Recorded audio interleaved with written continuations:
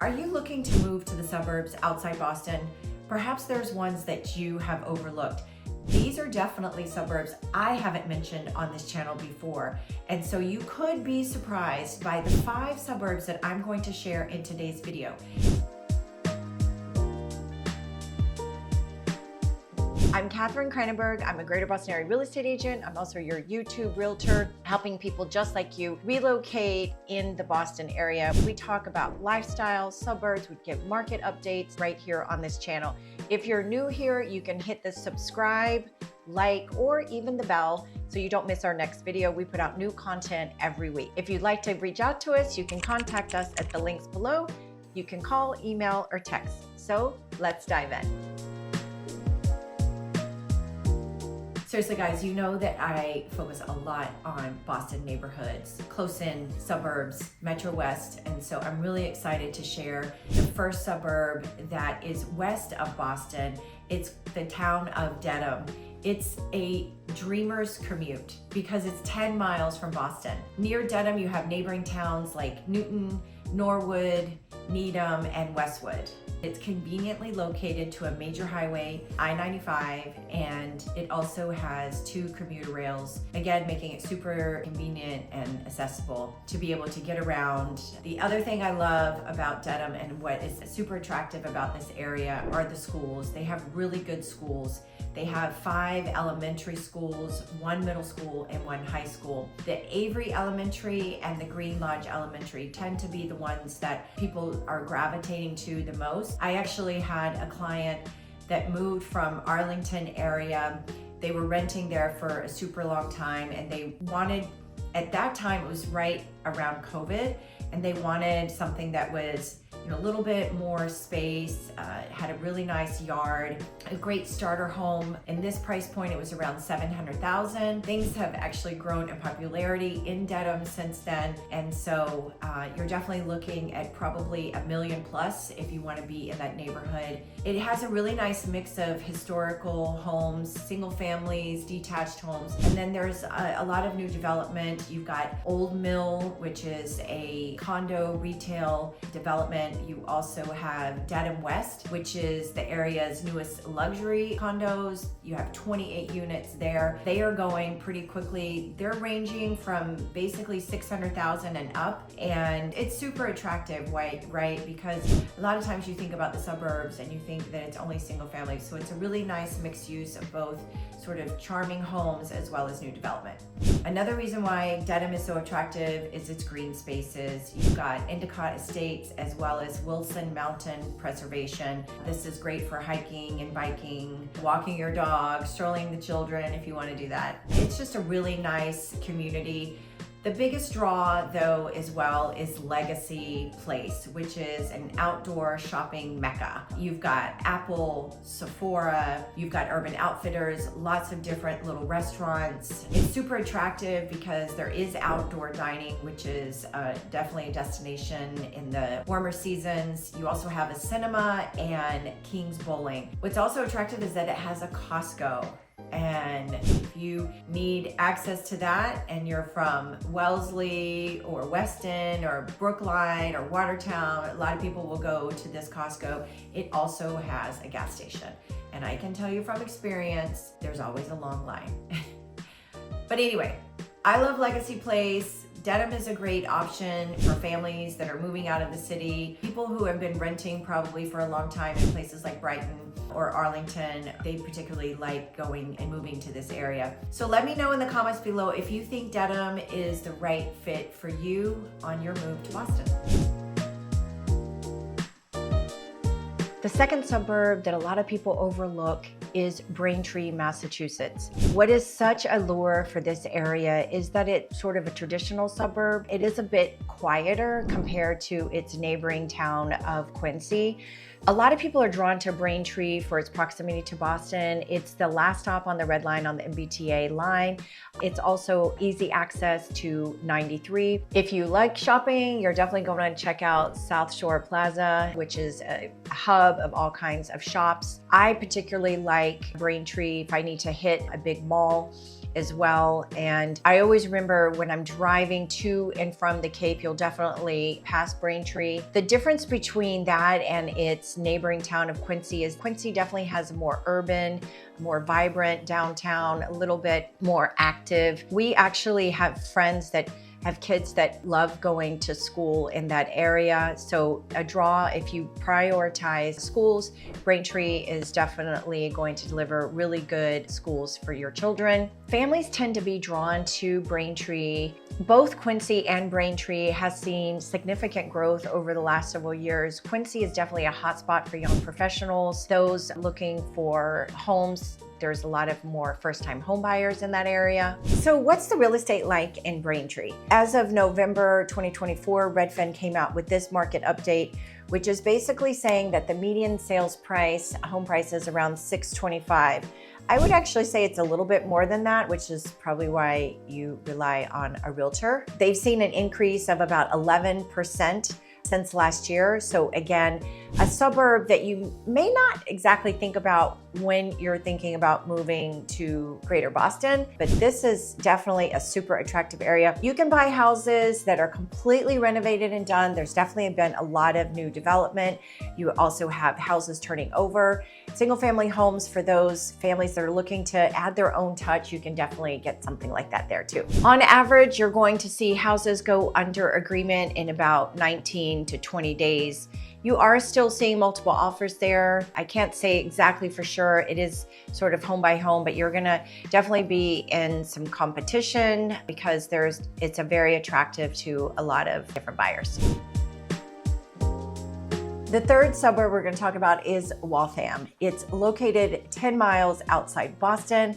You have bordering towns of West Lincoln, Lexington, Watertown, and Newton. You can easily access it from Highway 95. You have the Turnpike. You also have Metro, commuter rail, public transportation there as well. It is also known as the Watch City. So you're probably wondering, what is the Watch City? It was home to one of the first assembly line watch companies in 1854. What's interesting is one of the developments in Waltham is called Clock Tower, and it has 2 and 3 bedroom condos ranging from $800,000 up. So that's just like a little fun fact to know about Waltham. Waltham is also located on the Charles River. You have a main square, which you'll find actually in a lot of these suburbs outside Boston. You've got Town Hall, you've got the library, the post office. You also have Moody Street, which is also called Restaurant Row, Moody Row, with a plethora, diverse cuisines and restaurants there. So you've got restaurants like Little India, you've got Pickle, which is one of our favorites. You also have Ponzu, which is a Korean Japanese restaurant. You've got Celia, which is a tapas restaurant. And then you also have Gustavo's, which is a Cuban. So it's very, very, very diverse.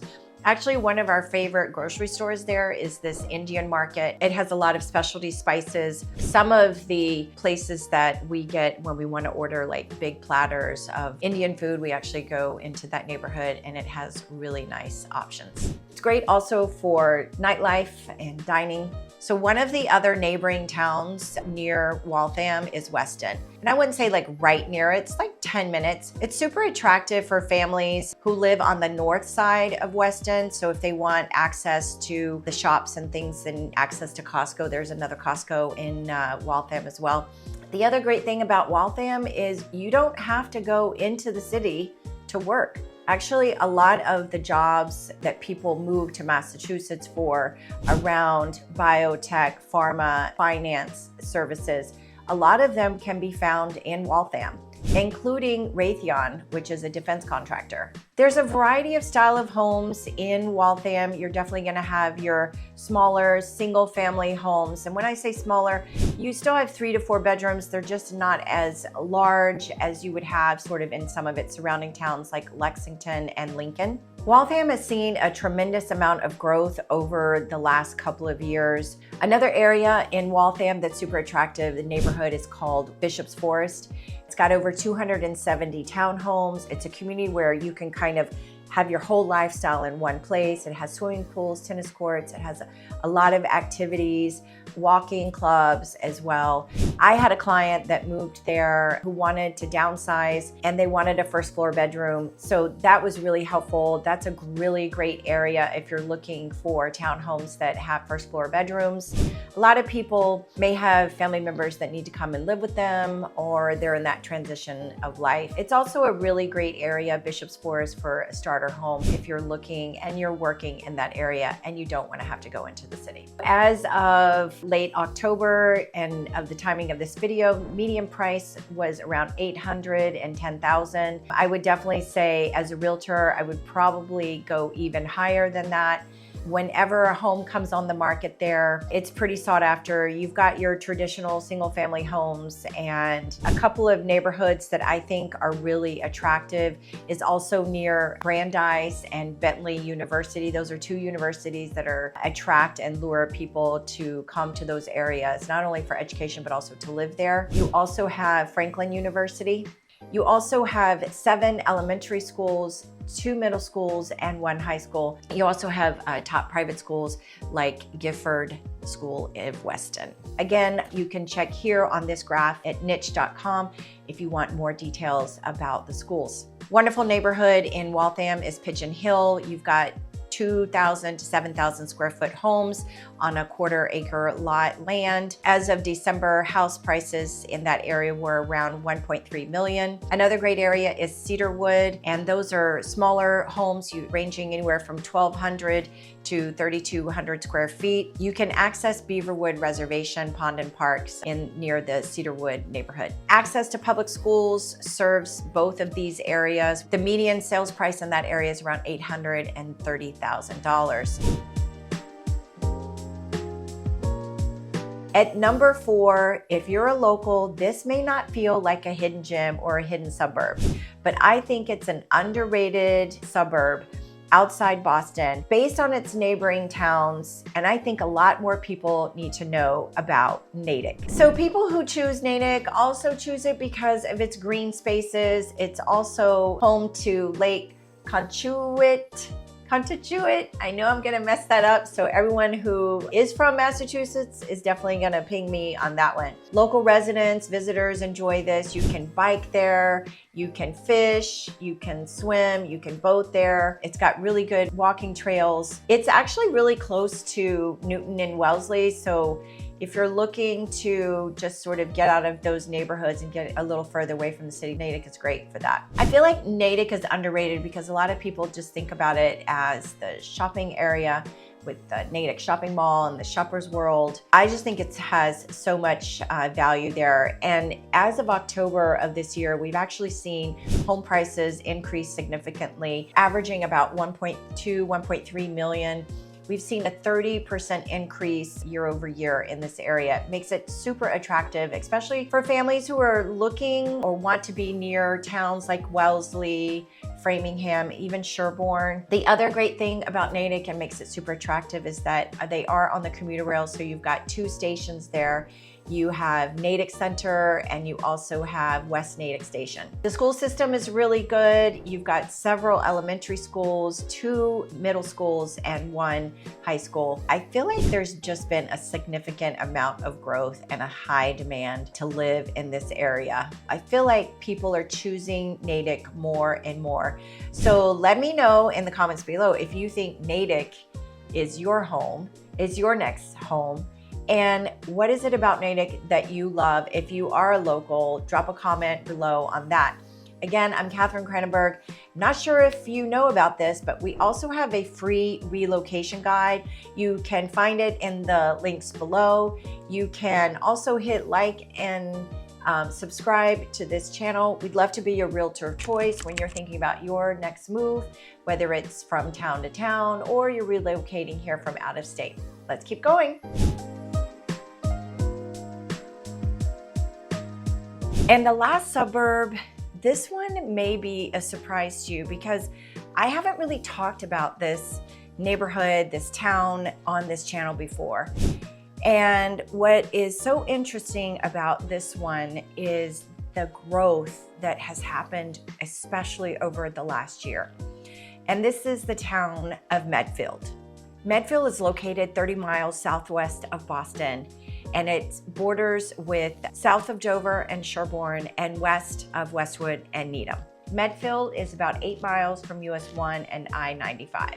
People who are looking to relocate to this suburb tend to want a quieter, quainter town sort of feel. The one thing that you will notice about living in Medfield is that it's not on an MBTA line. It doesn't have public transportation. So that makes everyone living in this area definitely has a car. The commute, if you're working in Boston, is probably going to be about 40 to 45 minutes, depending on the traffic. And the traffic in Boston is, if you've looked at my other videos here, you know, traffic can very much determine how far you want to live from your work, because it can be, let's just say, a nightmare. So Medfield is home to Peak House, which is on the National Registry of Historical Places. It has a variety of style of historical, charming colonials. You also have some renovated and newer homes as well. The town has is a classic feel. It's, you know, it's your very traditional New England town. It's so perfect, actually. Such a perfect small little town, I guess we would call it. So what makes Medfield so unique? First of all, the population is about 6,700 residents. That's pretty small. It has a big fitness center there. It's called Kingsbury Club. It's a big fitness center. You can do, there's swimming and all kinds of activities in there. The other thing that's a draw for people to this area is called the Rocky Woods Preservation. 491 acre includes over 6.5 miles of trails where people can go walking, running, hiking. It also has 5 local ponds. You can go fishing, and you'll probably also find some wildlife there. Other green spaces that Medfield is known for is the Rhododendron Reservation, the Non-Hill Reservation, and also the Medfield Charles River State Preservation. Again, I think you're seeing a theme with all of these suburbs in general. You're going to have a lot of beautiful green spaces in each one of these suburbs, so no shortage there. In terms of real estate, we can't really avoid the real estate here because it is significantly increased. I think probably one of the strongest communities over the past year. According to this data here by Redfin, October of 2024, the median home price is about $1 million. That makes it very affordable for a lot of families that are relocating here, perhaps even from Texas, where that could be a little sticker shock for people, but definitely more economical than moving from California. After relocating to Medfield, you'll definitely want to check out some of its restaurants. Noon Hill Restaurant, Noon Hill Grill, it's an American fare. You also have Avenue Restaurant. Both are really nice. The Avenue Restaurant has more like flatbread, salads, and wood-fired roasted chicken. One of the largest developments just finished, and it was an old hospital that's famous in Medfield. They redeveloped it, and now it's wonderful condos and townhomes, which is a welcome because a lot of the homes in this area are single-family homes. No shortage of great schools in Medfield as well. You've got Dale Street School, Thomas Blake Middle School, and then you have Medfield Senior High. So 1 elementary, 1 middle, and 1 senior high. And actually the high school is ranked number 15 in the top 15 of all the schools in Massachusetts. So that's something a lot of people are drawn to this area for. I definitely think it's worth checking out this town. I know we haven't talked about it before on this channel, but definitely keep an eye out on that. Ultimately, which suburb you choose depends on your lifestyle and your long-term goals. And here at Moving to Boston, we can help you with that. So let me know what you think about this video. Put your comments below. You can always hit like and subscribe. We put out new content every week. We'd love to be your realtor of choice on your move to the Boston area or its suburbs. I'm Katherine Kranenburg, and we'll see you on the next video.